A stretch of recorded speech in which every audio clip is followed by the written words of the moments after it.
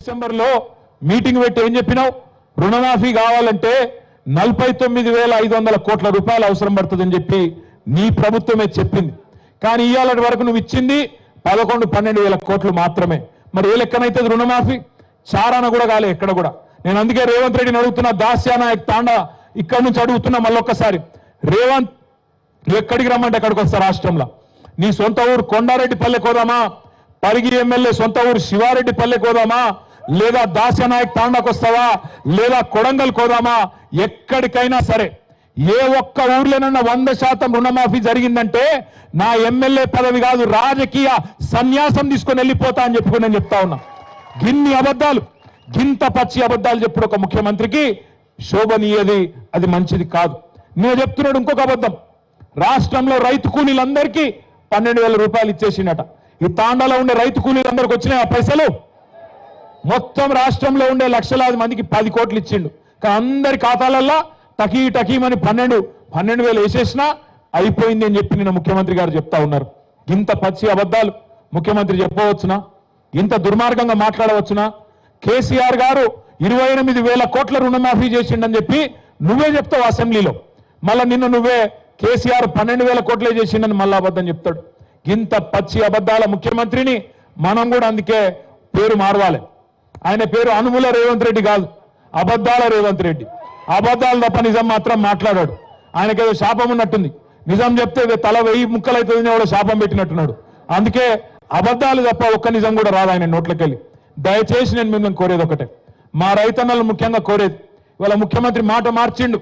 15,000 అన్నాడు, ఇప్పుడు 12,000 ఇస్తా అంటున్నాడు. ఆ 12,000 కూడా ఎప్పుడు ఇస్తాడో ఎవరికి తెలియదు. మార్చి 31 అంటున్నాడు. ఒకటి యాది పెట్టుకోండి, ఒకటి ఖచ్చితంగా గుర్తుపెట్టుకోండి. ఈ ముఖ్యమంత్రి, ఈ ప్రభుత్వం వచ్చినాక ఇప్పటి వరకు రూపాయి రైతు బంధు కూడా ఇయ్యలే మీకు.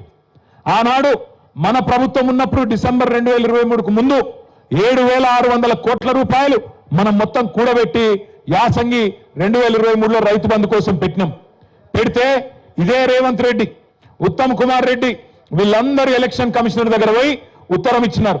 మీరు రైతు బంధు ఇప్పుడు వేస్తే మొత్తం మళ్ళా ఓట్లన్నీ కేసీఆర్కి గుద్దుతారు కాబట్టి ఆపేయండి అని చెప్పి ఇదే రేవంత్ రెడ్డి, ఇదే ఉత్తమ్ కుమార్ రెడ్డి, ఇదే కాంగ్రెస్ పార్టీ ఆనాడు ఎన్నికల కమిషన్ దగ్గర పోయి ఆ రోజు ఆపిచ్చింది. అవే పైసలు, అవే 7,600 కోట్ల రూపాయలు మన ప్రభుత్వం, మన కేసీఆర్ గారు మన రైతుల కోసం పెట్టిన పైసలను 6 నెలలు సతాయించి దాదాపు పార్లమెంట్ ఎలక్షన్లప్పుడు ఓట్లప్పుడు మాత్రమే మీకు రైతు బంధు వేసిండు. ఆ తర్వాత ఒక్క రూపాయి కూడా ఈ రోజు వరకు ఇయ్యలే. వానాకాలం రైతు బంధు ఎగ్గొట్టిండు. మళ్ళీ ఇప్పుడు యాసంగి రైతు బంధు మళ్ళా డ్రామా చేస్తా ఉన్నాడు. 15,000 కాదు 12,000 అని చెప్తా ఉన్నాడు. అందుకే నేను మా రైతన్నలందరికీ ఒకటే విజ్ఞప్తి చేస్తున్నా, గుర్తుపెట్టుకోండి, ఎగ్గొట్టిన వానాకాలం రైతు బంధు కూడా మీకు రేవంత్ రెడ్డి బాకీ ఉన్నాడు 7,500 రూపాయలు.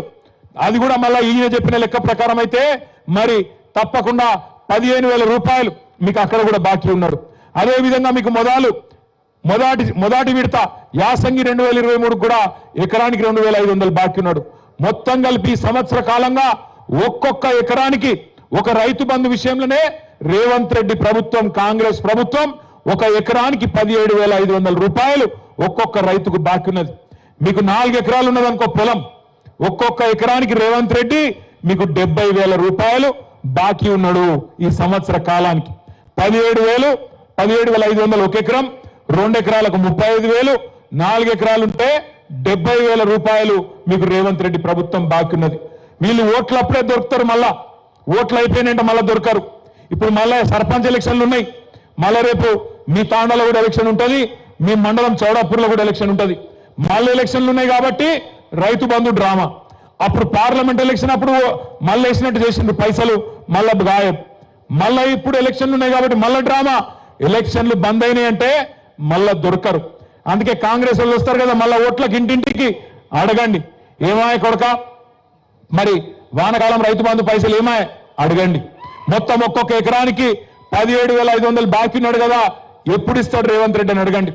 మొత్తం 17,500 ఇచ్చేదాకా దయచేసి ఖచ్చితంగా రైతన్నలు పట్టుబట్టాలి. గట్టిగా మీ సప్పట్లతో రేవంత్ రెడ్డికి మీ నిరసన చెప్పాలని చెప్పి నేను కోరుతా ఉన్నా.